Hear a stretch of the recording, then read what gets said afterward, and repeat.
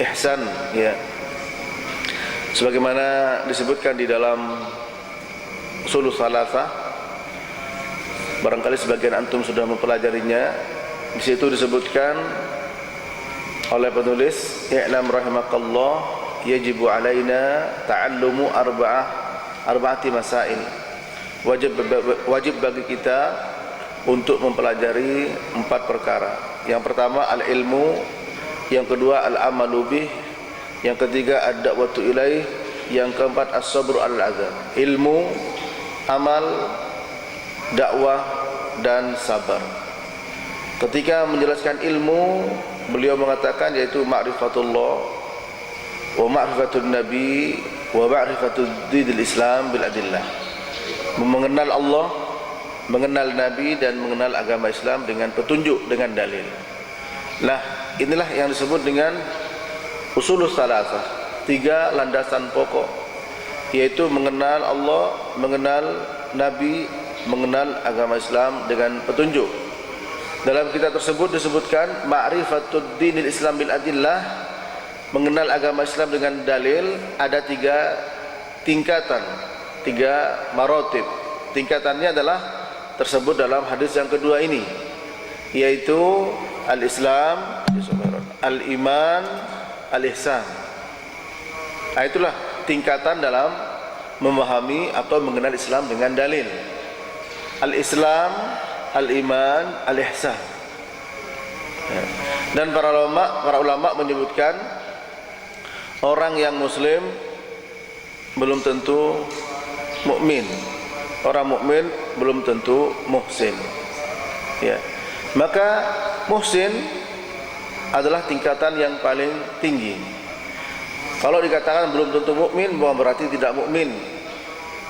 Dalam firman Allah, wa qalatil a'rabu amanna walakin qulu aslamna falamma yadkhulul imanu fi qulubihim. Mereka mengatakan kami telah beriman, ya. Akan tetapi katakanlah oleh kalian kami telah Islam, karena iman belum masuk ke dalam hati mereka. Ini orang-orang Al-A'rab, orang-orang Badui. Apakah kalau orang itu sudah mengatakan asyhadu an la ilaha illallah wa asyhadu anna Muhammadar Rasulullah belum dikatakan beriman? Maka penjelasan Abdullah ibnu Abbas radhiyallahu ta'ala anhuma, mereka beriman tapi dikatakan dhaiful iman, imannya masih lemah. Sehingga ketika mengatakan wa qalatil a'rabu amanna walakin qulu aslamna, ketika mereka mengatakan kami telah beriman, katakanlah kalian mengatakan kami telah Islam. Nah, disitulah para jemaah yang hormati Allah, ya, sehingga ada derajat antara Islam, iman, dan ihsan. Dan kita sudah pelajari bersama, Islam pasrah tunduk, Islam adalah amal-amal zahir, sementara iman adalah amal-amal batin. Nah, kita sampai kepada penjelasan yaitu al-ihsan, ya. Dan iman sebagaimana saudara ketahui, Ahlus Sunnah memiliki i'tiqad al-iman, ya, yaitu iqrar tasdiq bil jinan, ya, wa iqrar bil lisan wa amalun bil arkan. Yang namanya iman adalah dibenarkan hati, diucapkan lisan, dan dibuktikan dengan amal perbuatan. Berbeda dengan orang-orang Murji'ah. Sementara orang Murji'ah mengatakan iman itu cukup dengan hati dan lisan, ya. Dan kita dituduh sebagai Murji'ah, irja, neo Murji'ah, ya. Seperti Syekh Hasan dituduh neo Murji'ah, padahal sudah jelas pernyataan-pernyataan tentang definisi iman. Iman dibenarkan hati, diucapkan lisan, dibuktikan dengan amal perbuatan, ya. Itu akidah Ahlus Sunnah. Al-iman yazidu wa yanqus, yazidu bit ta'ah wa yanqusu bil maksiyah. Iman bisa bertambah dan berkurang. Bertambah dengan ketaatan kepada Allah dan berkurang dengan perbuatan maksiat. Ya. Ketaatan kepada Allah segalanya itu bisa menambah iman. Maksiat kepada Allah bentuk apapun bisa mengurangi iman, tergantung kepada derajat perbuatan maksiat yang dilakukannya.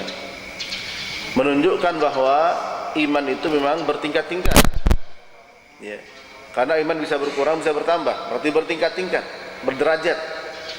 Iman yang ada di sini kita tidak lakukan. Sehingga selalu disebutkan, mari kita tingkatkan iman dan takwa. Tingkatkan keimanan kita dan ketakwaan kita kepada Allah Subhanahu wa taala, karena memang iman bertingkat-tingkat, berderajat, bisa bertambah, bisa berkurang. Hadis Nabi sallallahu alaihi wasallam menunjukkan tingkatan iman, al-iman bid'un wa sittuna syu'bah. Afdaluha qaulu la ilaha illallah wa adnaha imatatul adha 'anit tariq wal haya syu'batun minal iman. Rawahu Muslim. Iman ada bid'un wa sittun. Bid'un itu angka antara 3 sampai 9, ya. 63 sampai 69, wa fi riwayah 70 cabang. Yang paling tinggi adalah kalimat tauhid la ilaha illallah.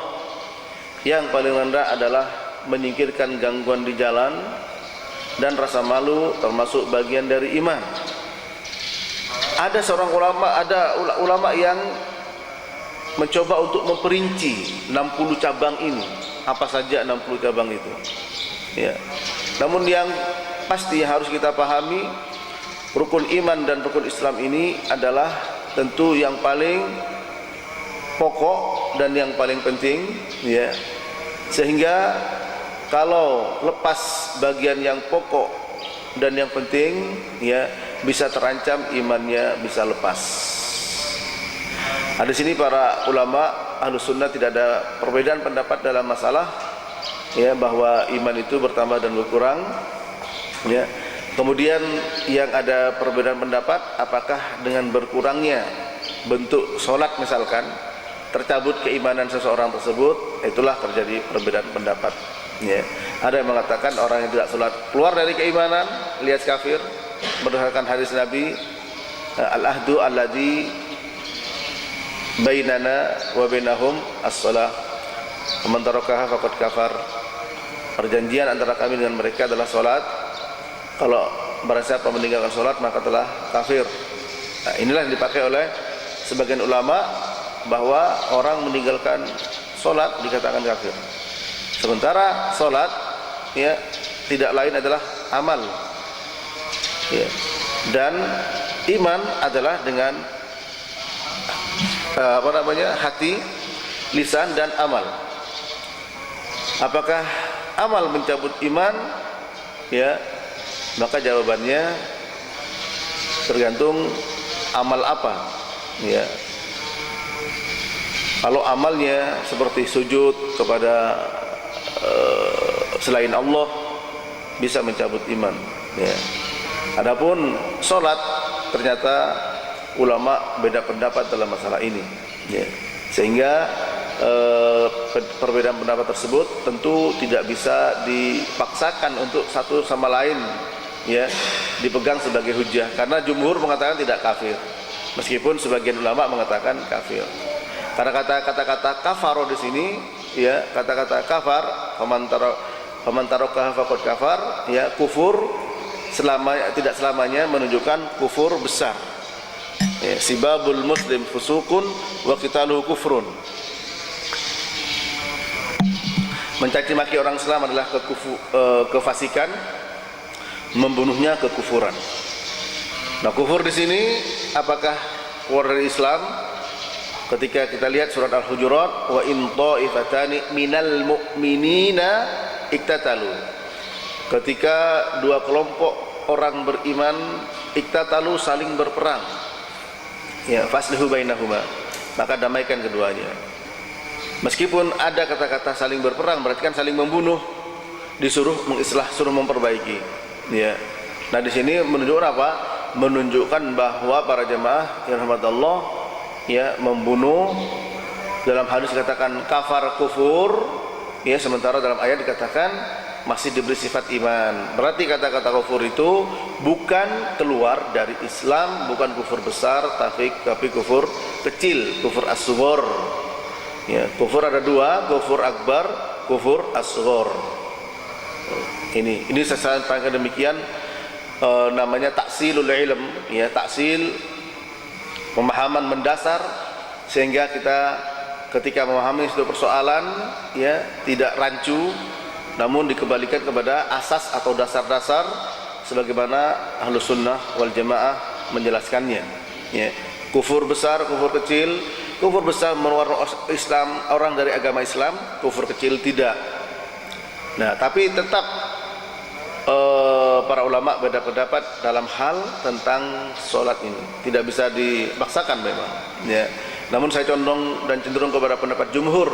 Karena apa? Karena ulama yang mengatakan kafir pun masih beda pendapat. Kalau meninggalkan seluruhnya kafir. Kalau tidak seluruhnya, sebagian tidak kafir. Ada yang begitu. Ada yang mengatakan bahkan meninggal sedikit pun kafir. Ya. Nah, seperti Syekh bin Baz, beliau berpendapat sedikit atau banyak kafir. Syekh Utsaimin tidak demikian. Ya. Beliau mengatakan kalau meninggal semuanya, seluruhnya terus menerus baru kufur. Ya. Namun Syekh Ali menjelaskan juga, Syekh Ali Hasan Al-Halabi menjelaskan, ya, di Saudi tidak ada kuburan orang kafir. Sementara di sana itu belum tentu, sudah pasti ada orang yang tidak sholat. Ya, memperkuat pendapat jumhur, ya, bahwa orang yang meninggalkan sholat, ya, itu tidak kufur. Tapi kalau meninggalkannya dengan keyakinan bahwa sholat itu tidak wajib, boleh meninggalkannya, maka ulama dalam hal ini tidak ada yang berbeda pendapat. Ya. Syekh Albani menukil perkataan Al-Imam Syafi'i, seandainya ada orang yang tidak sholat, maka dia dipanggil, disuruh bertobat. Kalau dia tidak mau, diancam dengan dibunuh. Kalau dia diancam dengan dibunuh, bersedia, nah barulah dia, ya, matinya mati kafir. Karena berarti dia hatinya membolehkan, ya, untuk apa? Meninggalkan sholat. Sebab kalau orang sudah diancam dibunuh, hanya sekedar disuruh sholat tidak mau, kemudian dia memilih untuk dibunuh dan meninggalkan sholat, berarti orang ini sudah membolehkan meninggalkan sholat. Nah, ini pendapat Al-Imam Asy-Syafi'i. Oleh karena itu, inilah yang juga dijadikan oleh Syekh Al-Albani bahwa ihlal, yaitu penghalalan, itu memang letaknya di dalam hati, sehingga perbuatan seseorang tidak menunjukkan hatinya menyetujui. Ya, terkadang dia melakukan begitu, hatinya mengatakan ini tidak boleh. Coba katakan kepada orang yang sudah tahu hukumnya jilbab, kenapa enggak berjilbab? Yakin tahu hukumnya, tapi kadang hawa nafsu. Ya, terkadang dengan hawa nafsu. Oleh karena itu, kaidah mengatakan apa? Ya, tidak semua orang yang terjatuh atau mengucapkan kata-kata kufur atau melakukan perbuatan kufur kemudian menjadikan orangnya kafir. Ini perhatikan, tidak semua orang, ya, mengucapkan kata-kata kufur atau terjatuh kepada perbuatan kufur kemudian orangnya kafir. Sujud kepada selain Allah kufur. Apakah ketika kita melihat di hari raya banyak orang sungkeman kepada bapak ibunya, kamu kafir?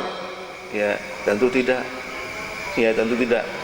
Maknanya harus ada iqamatul hujjah, harus ada penjelasan. Ya. Terpenuhi dua perkara, tawaffur asyurud wa intifaul mawani. Terpenuhi syaratnya dan tidak ada penghalangnya. Betul kufur ada penghalang. Apa penghalangnya? Saya tidak tahu kalau itu tidak boleh. Justru saya anggap ini sebagai sebuah birrul walidain. Nah, ini penghalang namanya. Ya. penghalang. Dan semua hukum agama Islam, semua hukum tanpa kecuali,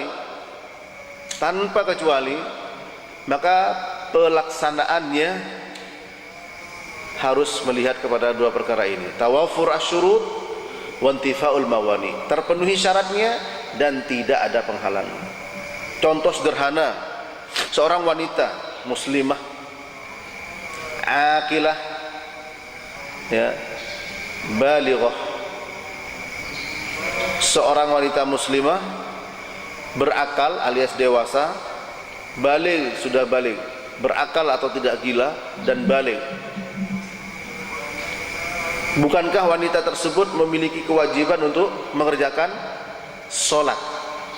Ya, berarti sini syarat-syaratnya tawafur sudah terpenuhi.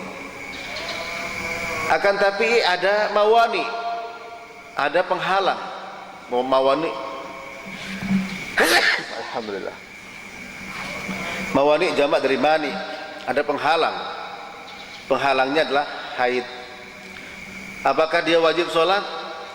Ya, bukan hanya wajib, bahkan haram dia untuk mengerjakan sholat. Ya, jazakallah khairan. Sholat haram bagi dia untuk mengerjakan sholat karena ada mawaniknya, ada mawaniknya. Ya. Nah, oleh karena itu, ini berlaku bagi perkara apa saja para jamaah. Ini kita masih bicara iman, tetap kaitannya dengan hadis ini, dan ini sangat prinsip taksil, ya. Karena iman lawannya kufur, ya. Kufur maknanya keluar dari Islam, bisa tidak, ya, kufur besar, kufur kecil.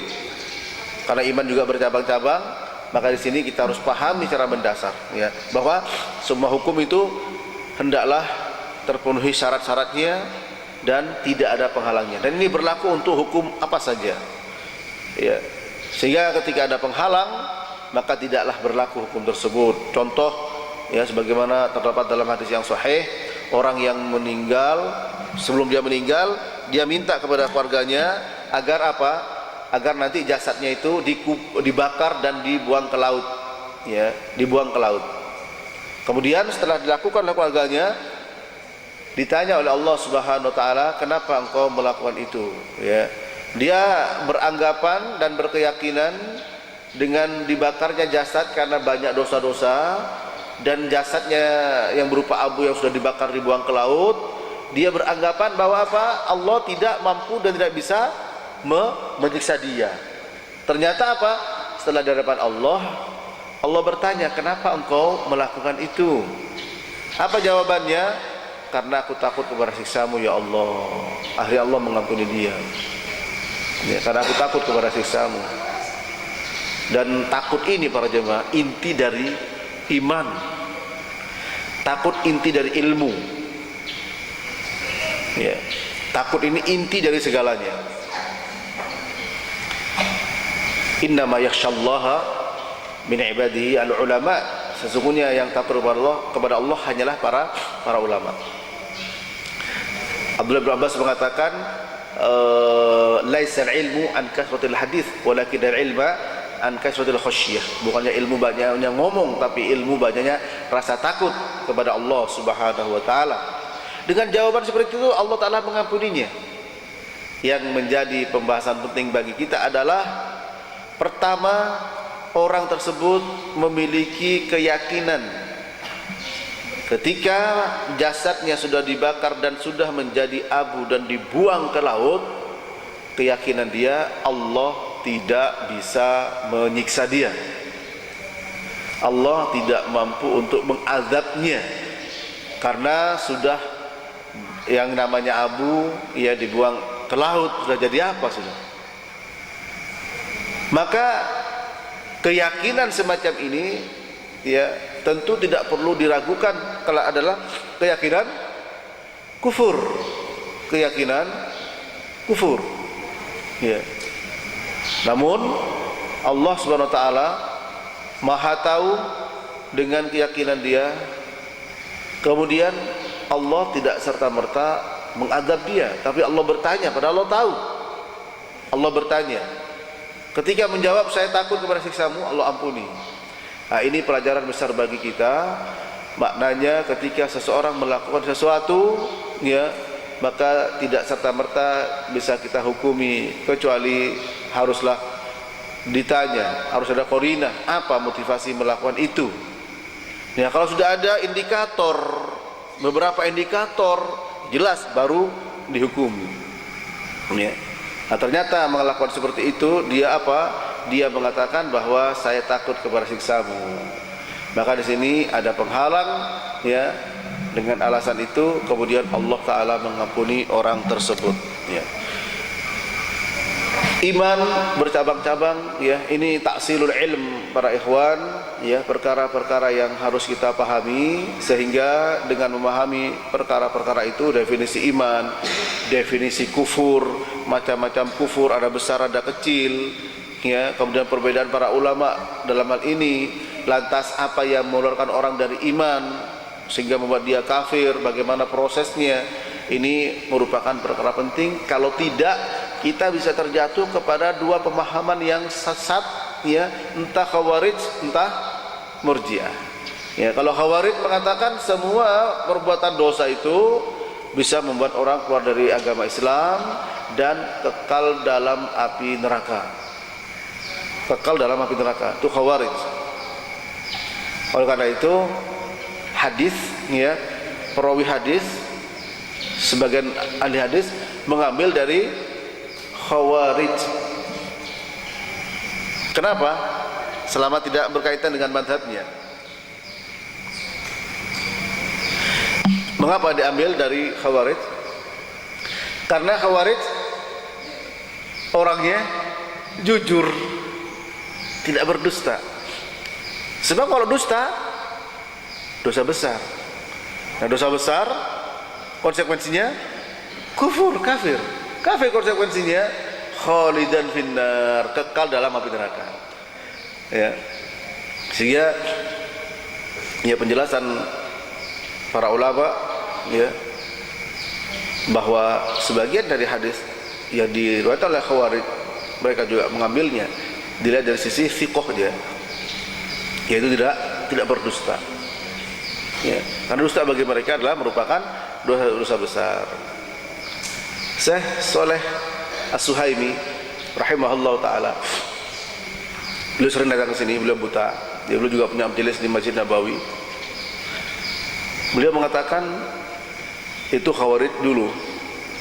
Tapi kalau Khawarij sekarang, ya, bercampur dengan taqiyah. Ya, sehingga Khawarij sekarang banyak yang berdusta. Ya.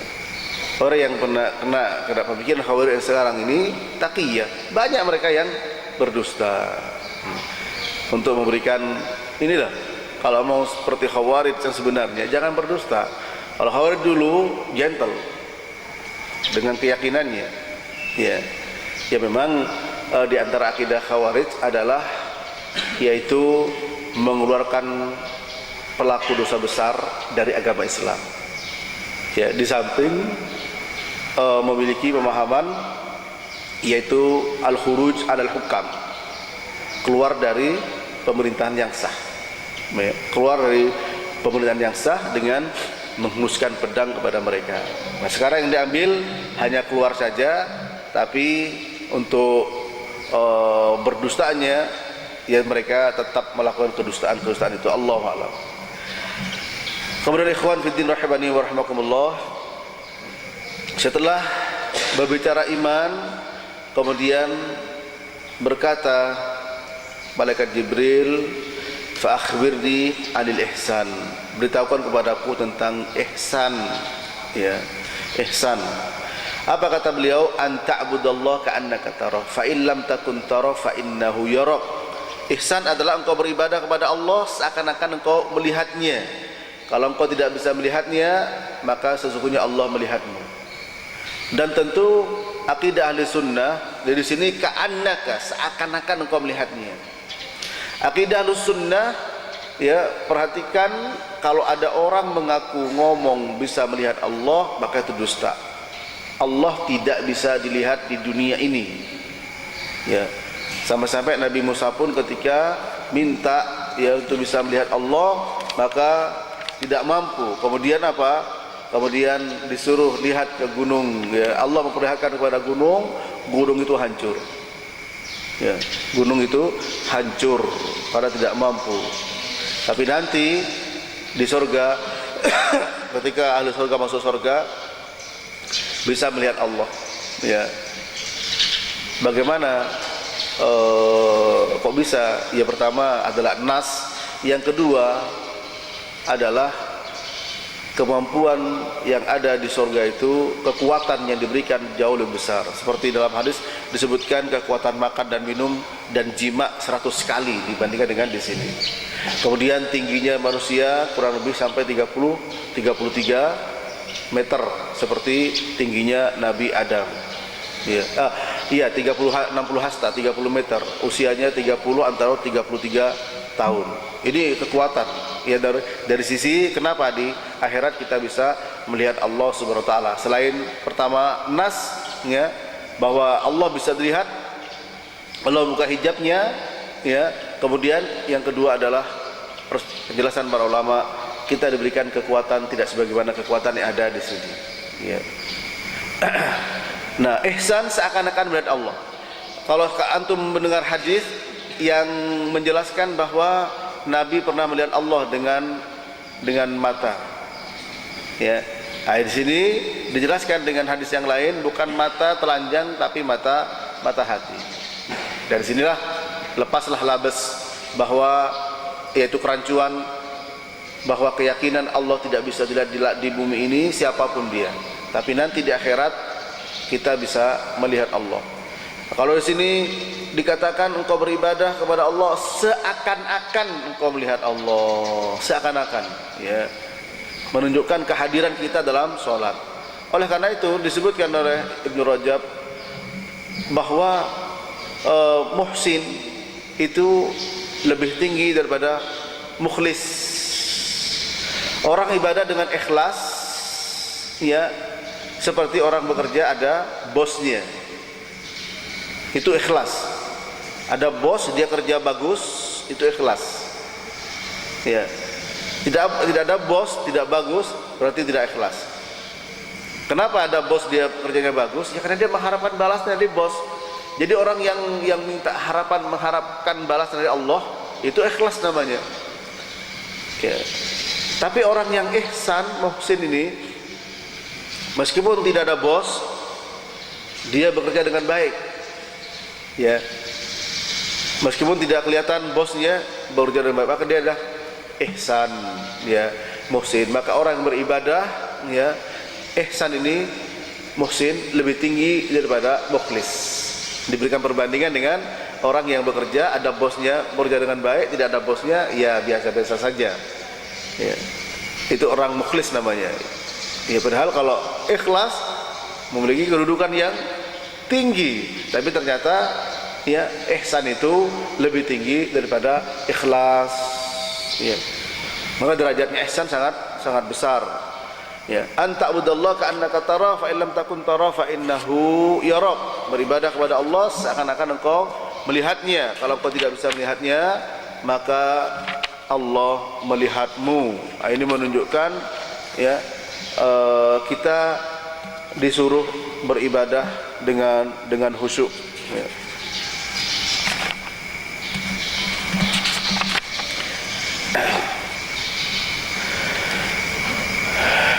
Disebutkan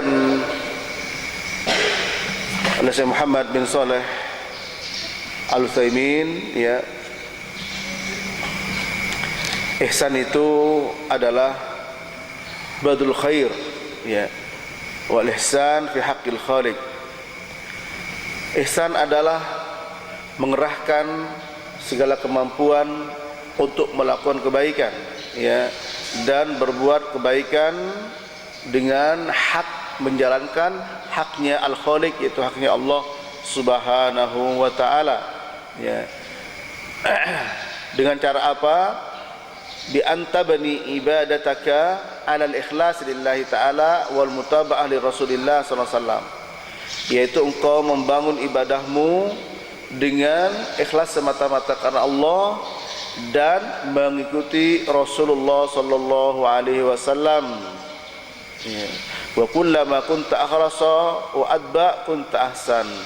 Maka ketika engkau bisa mewujudkan keikhlasan dalam beribadah dan lebih mewujudkan ittiba'nya kepada Nabi, maka itulah engkau telah melakukan ihsan, ya, melakukan ihsan. Karena yang namanya ihsan tidak mungkin bisa diraih kecuali dengan ikhlas dan mutaba'ah. Ya, tadi saya sebutkan kalau mukhlis, ulama menyebutkan masih di bawahnya derajat ihsan, ya. Fa in lam takun tara fa innahu yarak, yaitu u'budhu ala wajhil khauf wa la tukhalifu li'annaka in khalaftahu fa innahu yarak. Apa maksudnya? Kalau engkau tidak melihatnya, Allah melihatmu. Hendaklah engkau beribadah kepada Allah dengan cara al-khauf, yaitu rasa takut kepada Allah, dan jangan menyelisihinya. Kalau engkau tidak takut kepada Allah atau engkau menyelisihi, maka sesungguhnya Allah melihatmu. Fata buduhu ibadata khaifi minhu harib min azabihi wa iqabihi, wa hadhihi darajah inda ahli al-ibadah adna min ad-darajah al-ula, ya. Dan hendaklah engkau beribadah kepada Allah dengan rasa takut, lari dari azab dan iqabnya, ya. Dan derajat seperti ini bagi ahli ibadah lebih rendah kedudukannya daripada derajat yang pertama. Maksudnya, kalau orang beribadah karena takut, hanya takut kepada Allah, lebih rendah dibandingkan dengan orang beribadah, ya, dengan mengharapkan kecintaan Allah Subhanahu wa taala. Namun yang pasti ahli sunnah memiliki keyakinan ibadah itu hendaklah dibarengi dengan 3 perkara. Siapa yang tahu? Khauf, roja, dan mahabbah. Seandainya khauf saja, maka dia terjatuh kepada khawarij. Seandainya roja saja, terjatuh kepada murji'ah. Seandainya mahabbah saja, terjatuh kepada zindiq, ya, zindiq. Zindiq itu orang yang beribadah dengan hawa nafsu. Oleh karena itu, kita cinta hubbur rasul, cinta rasul, itu biasanya siapa yang banyak melakukannya? Orang-orang sufi, bukan hanya demikian. Orang sufi, cinta rasul, cinta ini, cinta Allah, hubbullah, cinta Allah. Tapi bentuk cintanya itu dia adalah tidak sebagaimana yang diajarkan Nabi, tapi mereka punya bentuk-bentuk sendiri dalam mengungkapkan rasa cintanya kepada Allah, entah dari mimpi manamat, ya, entah dari wangsit, ya. Sehingga tidak heran kalau debus dengan musiknya, ya, itu sudah meluapkan hubbullah, cintanya kepada Allah sedemikian besar. Dengan musiknya, main biola sebegitu sampai dia, kita lihat gerakan-gerakan badannya, itu mereka padukan antara musik yang dilakukan itu adalah mendorong rasa cintanya kepada Allah Subhanahu wa taala. Itulah zindik. Siapa kata zindik? Para ulama menyebutkan yaitu orang yang beribadah dengan hawa nafsu. Oleh karena itu Allah taala berfirman, "Qul in kuntum tuhibbunallaha fattabi'uni yuhibbukumullah wa yaghfir lakum dzunubakum." Katakanlah, kalau kalian cinta kepada Allah, ikuti aku bagaimana caranya cinta kepada Allah Subhanahu wa taala. Maka Allah akan mencintai kalian dan akan mengampuni kalian. Ya. Al-Hasan Al-Basri mengatakan, orang yang mengatakan cinta kepada Allah diuji dengan ayat ini. Ya, diuji dengan ayat ini. Padahal dalam tulisan beberapa tulisan disebutkan Al-Hasan Al-Basri itu disebut sebagai tokoh sufi, benar ya? Ya, tokoh sufi. Ini, ya. Padahal Al-Hasan Al-Basri jauh dari anggapan kesufian yang dianggap oleh mereka. Beliau adalah seorang kibar tabi'in, ulama tabi'in. Ya, tentu dalam mengungkap rasa cintanya kepada Allah, tidaklah sebagaimana orang-orang tasawuf, orang-orang sufi. Dan beliau mengatakan, dinukil oleh Al-Hafidz Ibnu Katsir, ya, bahwa orang yang menyatakan cintanya kepada Allah diuji dengan ayat ini. Maksudnya apa? Apakah bentuk cinta yang dia ungkapkan, yang dia lakukan kepada Allah itu sama dengan yang diajarkan Nabi Kan Nabi mengatakan, "Qul in kuntum tuhibbunallaha fattabi'uni." Kalau kalian katakanlah, kalau kalian cinta kepada Allah, ikuti aku. Ikuti Nabi sallallahu alaihi wasallam. Sampai Ibnu Katsir memberikan komentar, apa kata beliau, orang yang menyatakan cintanya kepada Allah akan tetapi tidak mengikuti cara-cara Nabi Muhammad SAW, ketahuilah bahwa orang itu telah berdusta. Orang itu telah berdusta. Ya. Maka di sini dalam beribadah para ikhwan, ya, hendaklah dibingkai dengan rasa khauf, rasa takut, roja, rasa berharap, mahabbah, rasa cinta. Khauf, takut di sini maknanya, definisinya, ya, pertama takut kepada adab Allah, yang kedua takut kepada tidak diterimanya amal ibadah kita, ya. Itulah definisi takwa. Sebagaimana seorang tabi'in yaitu Fudail bin Iyad mengatakan, apa takwa itu? Antakmala bitaatillah ala nuri minallah tarju sawaballah wa antatruka maksiatallah ala nuri minallah takhafu iqaballah. Engkau melakukan ketaatan kepada Allah sesuai dengan ilmu dan mengharapkan pahala dari Allah, dan engkau meninggalkan perbuatan dosa berdasarkan ilmu dan karena takut kepada siksa Allah. Ini taksilul ilm, taksil, memahami persoalan dengan mendasar. Sebab ada orang beribadah yang mengatakan, engkau kalau beribadah jangan mengharapkan balasan dari Allah, bahkan jangan takut kepada neraka. Tidak mengapa masuk neraka, yang penting Allah ridho. Nah, ini pernyataan seperti ini keluar dari siapa?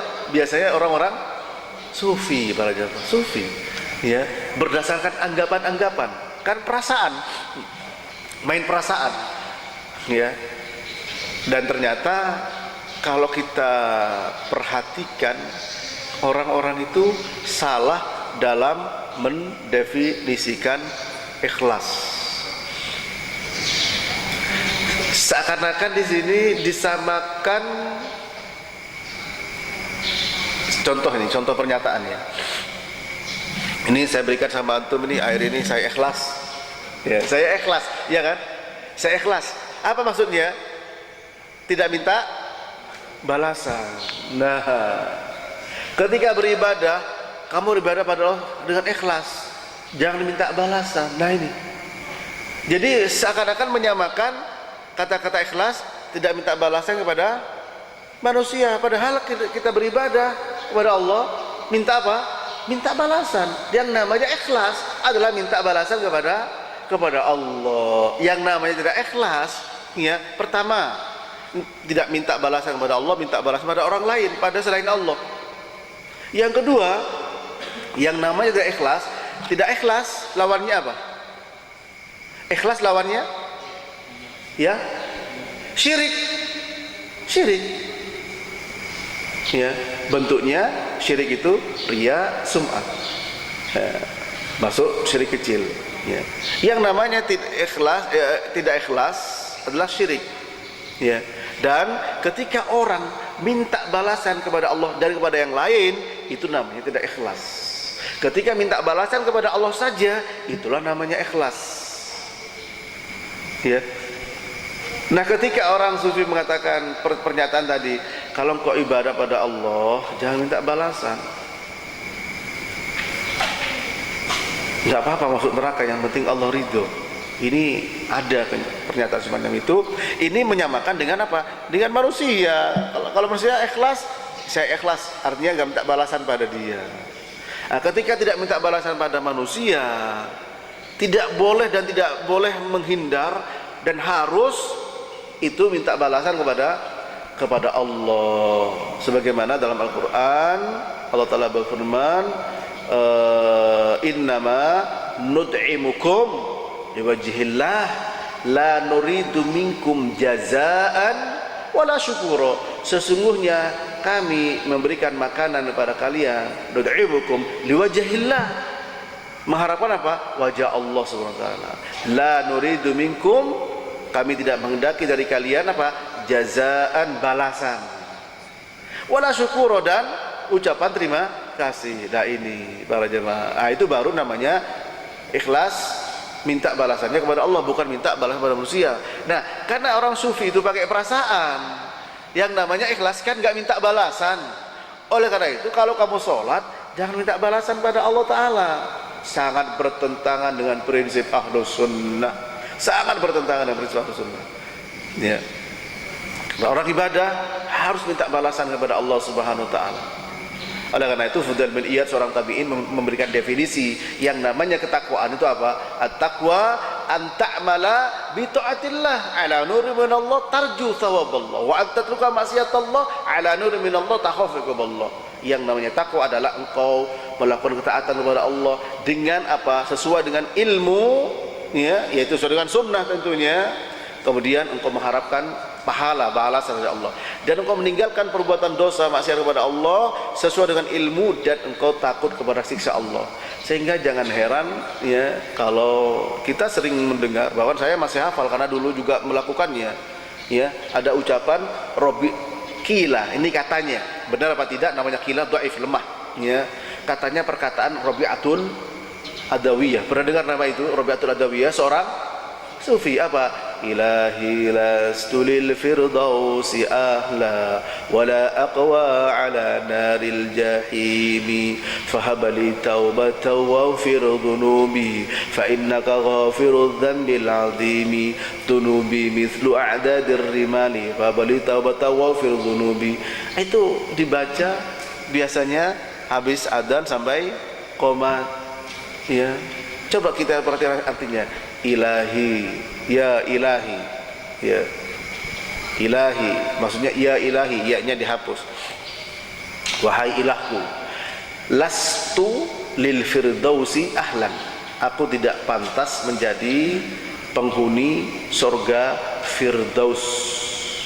Wala aqwa ala naril jahimi, dan aku tidak mampu, tidak kuat masuk neraka jahanam. Ya, kalau kita paham artinya, di belakang kita bisikin, lantas maumu apa, maunya di mana? Surga nggak mau, neraka nggak bisa. Surga merasa nggak pantas, neraka merasa nggak mampu. Terus maunya di mana? Ya. Padahal jelas dalam Al-Quran kita diajarkan Rabbana atina fid dunya hasanah wa fil akhirati hasanah wa qina adzabannar. Juga Nabi bersabda sallallahu alaihi wasallam, wa idza sa'altumullah al-jannata fas'aluhu al-firdaus. Kalau engkau minta surga kepada Allah, mintalah surga firdaus. Subhanallah. Ini ikhwan, ya, perbedaan, ya, artinya itu betapa kalau beribadah pakai perasaan, ya, pakai perasaan. Ini seperti orang mengatakan sholat itu urusan pribadi, jangan sampai surga masjid, karena kalau ke masjid kelihatan orang jadinya riya. Pakai perasaan tidak ini?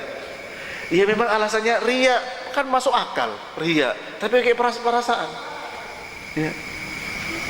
Makanya disebut oleh Syekh Salim, ya, dalam bukunya apa ya, saya lupa dalam bukunya yang mana itu, bahwa bangunan ibadah orang-orang sufi itu dibangun di atas az-zauq. Di antaranya az-zauq. Zauq itu apa? Perasaan. Zauq, perasaan, ya, dibangun di atas perasaan. Jadi pas Al-Imam Al-Hasan Al-Basri, apakah beliau mengatakan demikian disebabkan lingkungan saat itu beliau melihat banyak orang-orang sufi? Karena saya pernah membaca saya, ya, bahwa dikatakan beliau itu sebagai salah seorang tokoh sufi, Al-Hasan Al-Basri. Padahal beliau kibar tabi'in, ya, kibar tabi'in. Dinukil oleh Ibnu Katsir, apa kata beliau? Ya, kalau orang yang menyatakan cinta kepada Allah diuji dengan ayat ini, yaitu ittiba kepada Nabi sallallahu alaihi wasallam, ya. Itulah makna dari ihsan, ya. Makna dari ihsan adalah beribadah dibangun dengan dua bingkai, yaitu yang pertama adalah ikhlas karena Allah, yang kedua ittiba kepada Nabi sallallahu alaihi wasallam. Kemudian selanjutnya bertanya, fa akhbirni anis sa'ah, ya, beritahu kepadaku tentang as-sa'ah, yaitu tentang hari kiamat, ya. Qala mal mas'ulu anha bi'a'laminas sa'il. Ya. Tidaklah yang ditanya lebih tahu daripada yang bertanya. Akhbiri anis sa'ah. Ya, kemudian yang tahu tentang hari kiamat tidak lain adalah Allah Subhanahu wa taala. Tidak ada yang tahu kecuali Allah, ya. Sebagaimana Allah berfirman dalam surah Al-Ahzab 63, yas'alukan nasu 'anis sa'ah qul innama 'ilmuha 'indallah wa ma yudrika la'alla as-sa'ata takunu qariba. Mereka manusia bertanya kepada engkau tentang hari kiamat, katakanlah sesungguhnya ilmu tentang hari kiamat hanyalah di sisi Allah, dan engkau tidak tahu bahwa hari kiamat sudah dekat. Nabi ketika diutus beliau mengatakan bu'istu, ya, wasa'atu kahatain, ya, aku diutus dan hari kiamat seperti ini. Jadi begitu dekatnya hari kiamat dengan Nabi diutus. Dan Nabi diutus sekarang sudah 1500 tahunan. Ya, apa yang bisa kita ambil faedah dari perkataan beliau? Ya, memang waktu itu begitu relativitasnya. 1500 Nabi mengatakan, ya, seperti begini. Aku diutus, hari kiamat seperti ini. Ini utusanku, ini hari kiamat. Jadi begitu dekatnya. Ya, begitu dekatnya relativitas waktu. Dan kalau kita perhatikan, kita hubungkan dengan hadis tentang penaklukan Konstantinopel ini supaya kita itu bisa bersabar, ya, melihat keadaan terutama masalah dakwah.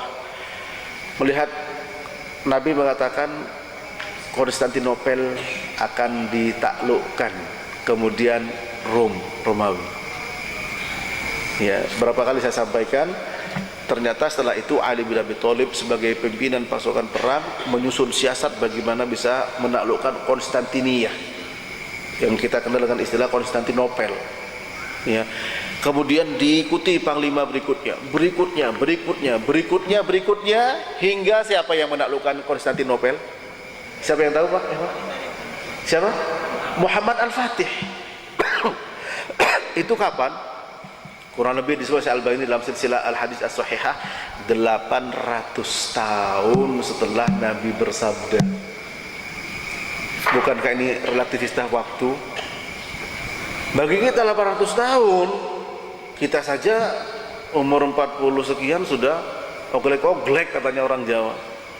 Nggak ada zaman sekarang orang mungkin hanya bisa dihitung dengan jari, umur sampai 100 atau 120 tahun bisa dihitung jari. 40, 50, 60, 70 sudah banyak yang meninggal. Ini 800 tahun, artinya apa? Betapa yang namanya perjuangan itu butuh waktu. Kita bersabar, jangan terburu-buru. Butuh waktu, ya. Butuh waktu. Yang penting kita sudah melakukan upaya, dan upaya itu sesuai dengan sunnah, sesuai dengan petunjuk. Yang penting itu, ya. Bentuk cinta apapun, sampai nyungsep, sampai apapun, ya, kalau tidak ittiba kepada Nabi, qul in kuntum tuhibbunallah fattabi'uni, ittiba inilah yang penting dalam mewujud ibadah. Bukan banyaknya, bukan keseriusannya, bukan masya Allah begitu hiruk pikuknya, bukan, tapi ittibanya, sehingga pun hasil jangan terburu-buru, ya. Kita harus bersabar dan bersabar. Ini sebagai bentuk kita bisa ambil pelajaran betapa relativitasnya waktu. Kalau begitu 800 tahun waktu yang panjang. Sementara Nabi SAW mengatakan aku diutus sementara hari kiamat seperti ini. Artinya dekat. Nabi sudah utus 15 abad, ya, 14 abad atau lebih, ya. Kemudian kata beliau Rom itu maksud Romawi akan ditaklukkan. Sampai sekarang belum, ya. Dan dalam kitab Ad-Dawabit Asy-Syar'iyyah li Mauqifil Muslim minal Fitan, ya, oleh Syekh Al-Syekh, ceramah beliau tulis kitab. Nah, ternyata dalam kondisi yang carut marut, ternyata orang-orang Romawi yang paling yang paling selamat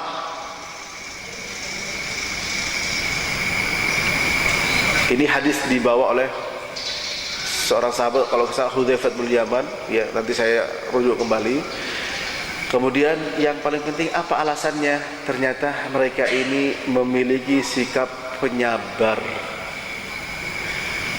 kemudian memiliki sikap lembut.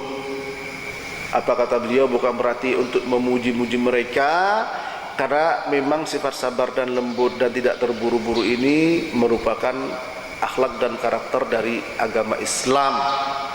Ya, beliau menjelaskan, Syekh Shalih Al-Utsaimin ini menjelaskan kaidah, yaitu yang beliau katakan, idza zaharatil fitan au taghayyaratil ahwal fa'alaika birrifqi wal hilmi wat ta'ni wa la tata'ajjal. Kalau timbul fitnah atau berubahnya keadaan, sikapi dengan lembut, dengan sabar, dengan pelan-pelan, jangan terburu-buru.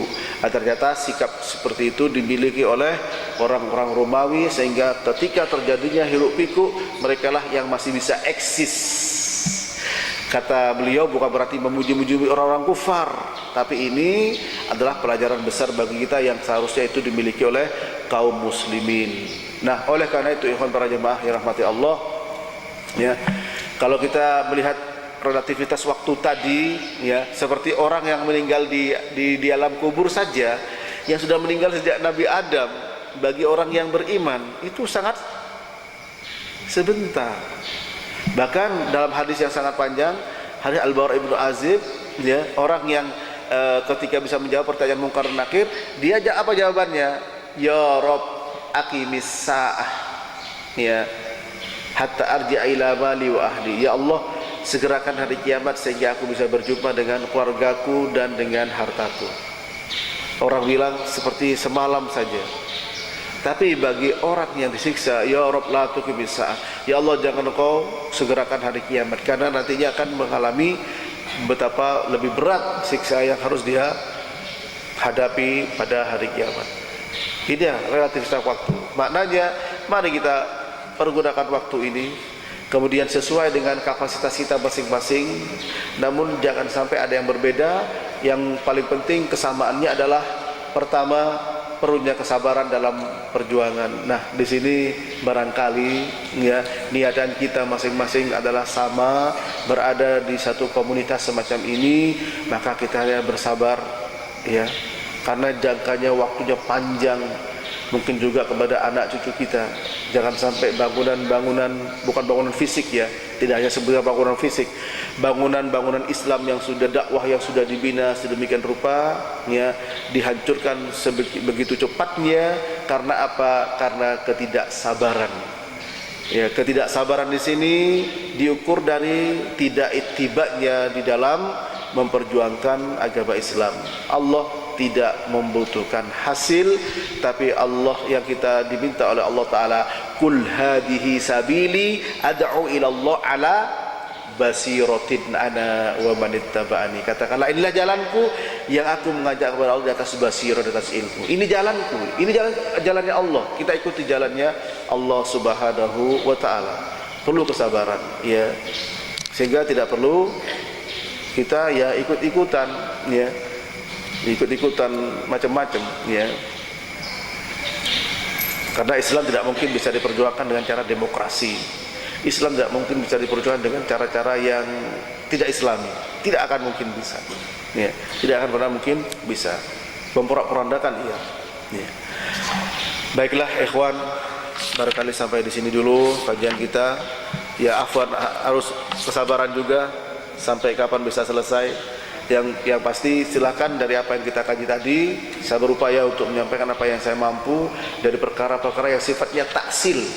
Ya, para ulama menyarankan sampaikan ilmu kepada umat itu secara taksilul ilm. Taksilul ilm, kaidah-kaidah pokoknya, sehingga dengan memahami kaidah-kaidah tersebut, ya, kita tidak akan mudah, ya, goyah ketika adanya syubhat-syubhat yang ada, ya. Demikian, silakan barangkali ada pertanyaan, tafadhol.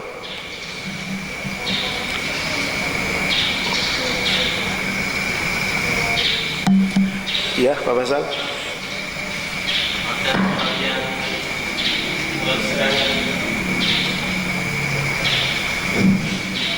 Apakah orang yang sedang melakukan imannya itu masih ada dalam hatinya. Iya. Iya. Hadis mengatakan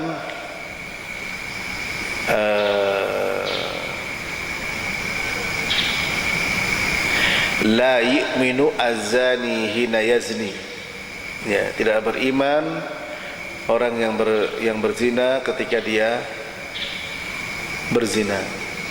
Kalau pertanyaannya, apakah orang yang berzina imannya hilang dari hatinya? Maka jawabannya adalah kaidah Ahlus Sunnah mengatakan semua perbuatan dosa mengurangi iman. Ya. Semua perbuatan dosa itu mengurangi iman. Iman yang paling tinggi la ilaha illallah, ya, yang paling rendah menyingkirkan gangguan dari jalan. Maka akidah Ahlus Sunnah mengatakan, ya, yang perbuatan dosa apapun tidak akan menghilangkan keimanan kecuali, ya, penghalalan, kecuali rusaknya kalimat tauhid, kesyirikan, sebagaimana nawaqidul Islam. Nah, pertanyaannya, zina, orang berzina apakah kemudian dikatakan setelah itu tidak beriman? Kita lihat siapa seorang wanita, ya, Mahzumiyah, ketika berzina kemudian dia hamil, datang kepada Nabi, lalu dia mengakui atas perzinahannya. Nabi berpaling. Dia minta dirajam, Nabi berpaling. Akhirnya dia ngaku hamil, disuruh pulang sama Nabi sampai melahirkan. Ya, setelah melahirkan sampai menyusui, setelah itu baru dihukum rajam, lalu disolati. Umar mengatakan, ya Rasul, kita mensolati orang berzina. Apa kata beliau? Tobatnya dia seandainya dibagi kepada 70 orang Madinah maka cukuplah. Nah, berarti dia apa? Perzinahan itu sampai mengeluarkan dari Islam. Cuma pertanyaannya, apakah ketika berzina, waktu dia berzina, apakah masih ada iman? Ya, Allahu a'lam bishawab. Ya, memang ada yang membahas dengan hadis ini, la yu'minu az-zani hina yazni. Ya, tidaklah beriman orang yang berzina ketika dia berzina. Ya, kembali kepada akidah Ahlus Sunnah, semua amal perbuatan, ya, semua amal ibadah itu tidaklah sampai semua perbuatan dosa tidak sampai mengeluarkan dari iman, ya, tidak mau dari iman. Meskipun ada yang memahami ketika dia berzina, konsekuensinya, kalau ketika dia berzina di atas perut pelacur atau wanita yang bukan istrinya, dia mati. Pertanyaannya, apakah dia mati kufur, keluar dari Islam? Tidak ada ulama yang menjelaskan seperti itu. Ya, la yu'minu az-zani hina yazni wa huwa mu'min. Ya, tidaklah berzina, tidaklah beriman orang berzina ketika berzina, ya, sementara dia orang beriman. Memang ada, ya, pendapat mengatakan ketika dia berzina imannya terangkat, ketika selesai imannya kembali. Dan pertanyaannya, kalau seperti itu, ketika dia berzina meninggal, apakah dia kufur? Ya, apakah dia kufur? Padahal para ulama ini taksil juga, ya, tidak boleh orang mengatakan sebagai ahli neraka atau menyaksikan sebagai ahli surga kecuali apa? Kecuali ada nas bahwa dia ahli surga atau dia ahli neraka. Sehingga ketika ada orang meninggal dalam keadaan sujud, pernah antum lihat di YouTube itu sholat, dalam sholat sujud lama dia nggak bangun-bangun, ternyata meninggal. Apakah boleh kita mengatakan dia ahli surga? Tidak boleh, tidak boleh, ya, tidak boleh. Apakah boleh kita mengatakan orang yang habis nyekek botol mati ahli neraka? Juga tidak boleh, selama dia memang ahlul qiblah. Apakah boleh kita juga mengatakan orang ketika mati dalam keadaan berzina sebagai ahli neraka? juga tidak boleh. Ya, oleh karena itu, ya, maka kembali kepada prinsip akidah Ahlussunnah, perbuatan dosa itu ya tidaklah mengeluarkan orang dari agama Islam selama dia ahlul qiblah. Ya, Allahu a'lam bishawab. Ada lagi pertanyaan lain? Silakan. Kalau yang Sebentar. selama ini tentang perbuatan kaum itu kan, Iya. perbuatan kaum yang mempercayakan Tolong enggak dengar saya.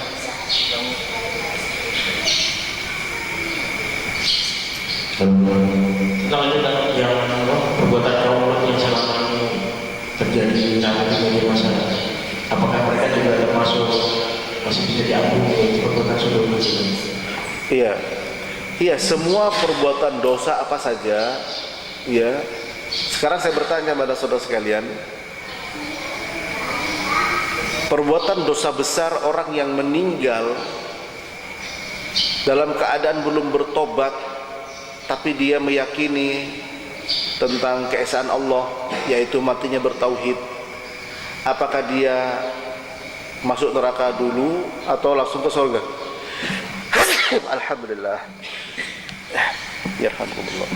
Masuk surga atau neraka dulu? Iya. Gimana yang lain, neraka dulu jawabannya? Meninggal belum bertobat, katakanlah homosek. Iya. Tahta masyiatillah, itu akidah Ahlussunnah. Berada di bawah kehendak Allah. Selama itu dosa besar, ya. Sekarang perbuatan kaum Lut dosa besar bukan? Dosa besar. Belum bertobat orang ini, mati, tapi dia kebetulan apa? Ngaji Usulus Thalatha, ngaji Fathul Majid, tapi homo. Ada tidak? Ada. Ada juga yang begitu-begitu. Ya, ada. Kemungkinan ada dan pernah terjadi begitu. Ya. Ngajar homo, masya Allah. Itulah syaitan. Dan dia meninggal misalkan, mati belum bertobat, apakah neraka dulu? Maka jawabannya tahta masyiatillah, berada di bawah kehendak Allah. Maksudnya apa? Kalau Allah berkehendak, siksa dulu api neraka. Kemudian entah berapa lama, ya, bisa dapat syafaat Nabi. Syafaat Nabi memberikan syafaat di neraka seharusnya barangkali misal 100 tahun, ya, bisa hanya setahun dengan syafaat Nabi. Atau bisa saja langsung ke surga dengan syafaat Nabi pula. Karena Nabi bersabda, syafaati li ahlil kabair. Syafaatku diberikan kepada orang yang berbuat dosa besar.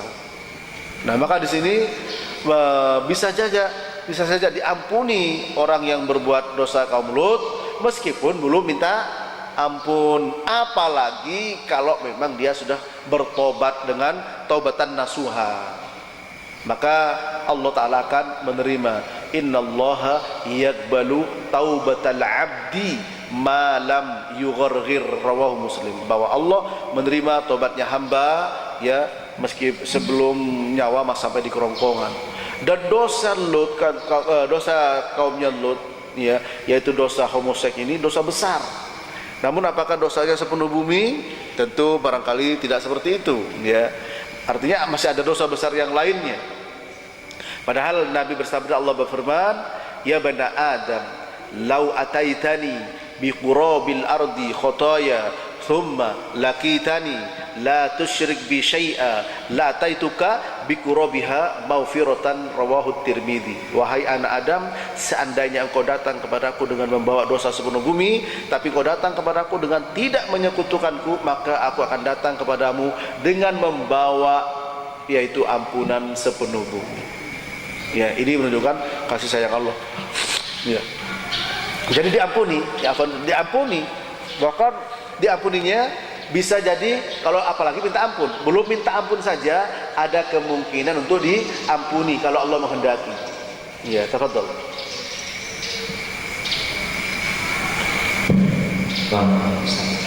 Tadi dikatakan gerakan ruku dan sujud hanya untuk Allah. Iya. Kemudian kaitannya bila kita ingin birrul walidain kepada orang tua, Iya. seperti misalkan mencium tangannya ketika kita syarat ke mereka, sedangkan mereka dalam kondisi mungkin nggak bisa berdiri. Iya. Itu bagaimana kaitannya, Ustaz? Iya. Sebagaimana Nabi bersabda sallallahu alaihi wasallam, "Lau kuntu amiran ahadan an yasjuda li ahadin la amartul mar'ata an tasjuda li zawjiha." Seandainya aku boleh menyuruh orang sujud sama orang, aku suruh istri sujud sama suami. Maknanya berarti sujud pada orang tidak boleh. Ya. Ketika juga Nabi datang, para sahabat berdiri dan menundukkan ini hina, ya. Nabi melarang, la tutruni kama atatin nasara al-masih ibn Maryam ana Abdullah wa rasuluh. Jangan kalian perlakukan aku sebagaimana orang-orang Kristen memperlakukan Isa al-Masih ibn Maryam. Aku adalah hamba Allah dan Rasulnya. Nah, oleh karena itu bagaimana mensiasati ketika orang tua beliau tidak bisa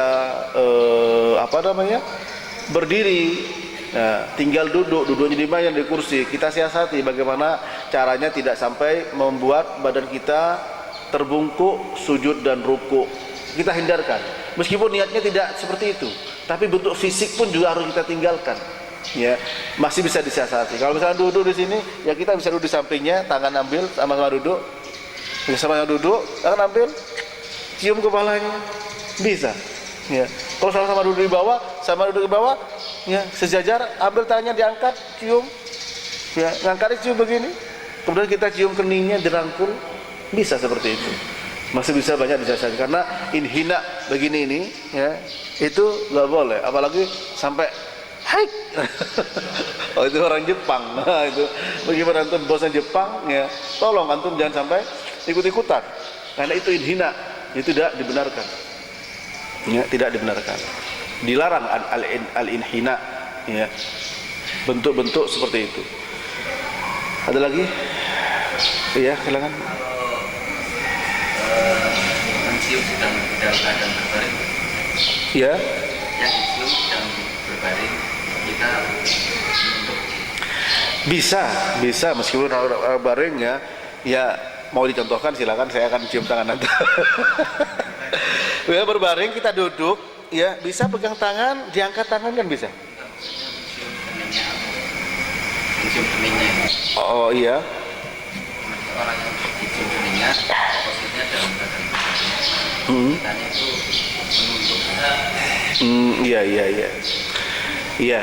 Adapun seperti itu, kayak mencium anak, mencium istri antum sedang berbaring, antum mau bekerja. Ya, itu insya Allah tidak sampai kepada inhina, ya, karena dia posisinya kita juga tidak sampai ruku dan sujud pada dia, masih lebih tinggi kita kan. Ya, ketika kita begitu posisinya lebih tinggi kita, ya. Dan ini kalau inhina yang dilarang, ya seperti memang ya seperti orang Jepang itu, atau kita menundukkan kepala, ya, itu posisinya sehingga seperti ruku dan sujud. Ya, adapun berbaring, ya, karena nggak mungkin ketika berbaring kita cium kening, ya, kemudian kita di bawahnya dia, ya, pasti kita di atasnya orang yang berbaring tersebut, ya, nggak ada masalah. Ada lagi, Pak?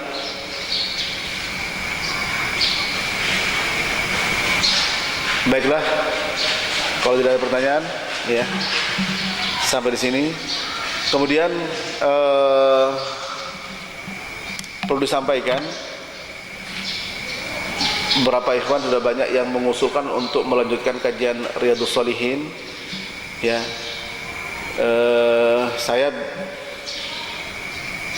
sebenarnya bisa setiap ahad, tapi antum berat apa tidak ba'dal asar langsung. Kalau saya masih nunggu waktu ba'dal asar, saya nggak bisa. Tapi kalau ba'dal asar langsung, ya, sampai jam 4:30 atau jam 5:04, insya Allah kita bisa memulai, ya.